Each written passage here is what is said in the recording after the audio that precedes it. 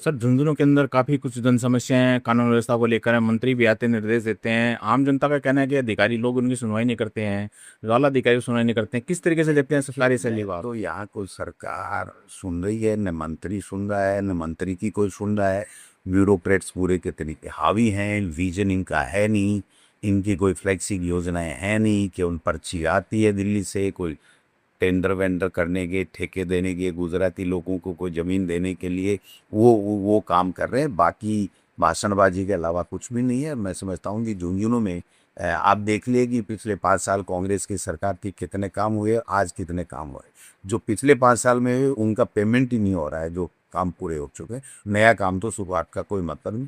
गर्मी आ गई है, इतनी लू पड़ रही है 45-47 डिग्री, और उसके बावजूद भी पानी के लिए कोई चर्चा नहीं, कोई जिला कलेक्टर की कोई मीटिंग नहीं, कोई प्रभारी मंत्री का आना नहीं, कोई जनप्रतिनिधि के साथ संवाद नहीं, जनता की कोई सुनने वाला नहीं। तो ये बड़ा दुर्भाग्यपूर्ण स्थिति है प्रदेश की कि इस तरीके से पर्चियों से मुख्यमंत्री बन गए और अब पोपा भाई का राज चल रहा। एक महिला आरक्षण को लेकर काफ़ी भाजपा द्वारा आरोप लगाए जा रहे हैं कांग्रेस पर। कि 1996 में हमने शुरुआत की थी और 2010 के अंदर राज्यसभा में महिला आरक्षण पारित कर दिया था कांग्रेस सरकार ने।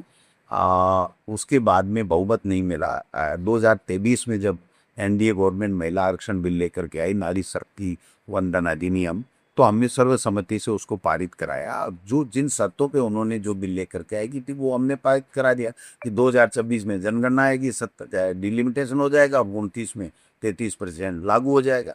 अब उसको लागू नहीं करके 3 साल तक तो गजट नोटिफाइड नहीं किया। 15 अप्रैल 2026 को गजट नोटिफाइड किया। अब कह रहे हैं साहब वो बिल गिर गया। वो परिसीमन का बिल था, महिला आरक्षण का बिल नहीं था। महिला आरक्षण का बिल आज भी लागू हो गया 2029 में।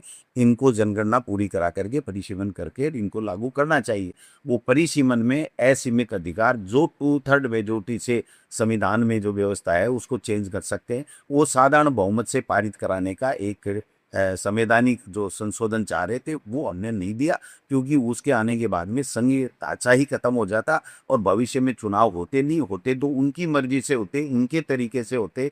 वो डिमिलिटेशन जैसे पंचायत राज और नगर निकायों का इन्होंने किया उसी तरीके से कर करके और एक ऐसा परिसीमन करने जा रहे थे जो पूरे देश में कभी फिर 20-30-40 साल तक यही राज करने दूसरा आ ही नहीं सके। लोकतंत्र खत्म करने की जो इनका षड्यंत्र था उसको हमने विफल किया। बाकी महिला आरक्षण में हमेशा कांग्रेस पार्टी साथ रही है। आज भी महिला आरक्षण लागू हुआ है।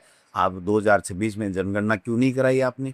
21 की जनगणना थी, आप ही सरकार में थे, 26 से पहले करा देते। अब करा दो, 27 मार्च के अंदर इसकी जनगणना के परिणाम आ जाएंगे। 2 साल के अंदर आप परिसीमन करा करके लोकसभा में 33% आरक्षण दे दीजिए। लेकिन इनको देना नहीं है, केवल वाई वाई लौटने के लिए इस तरीके की नोटिंग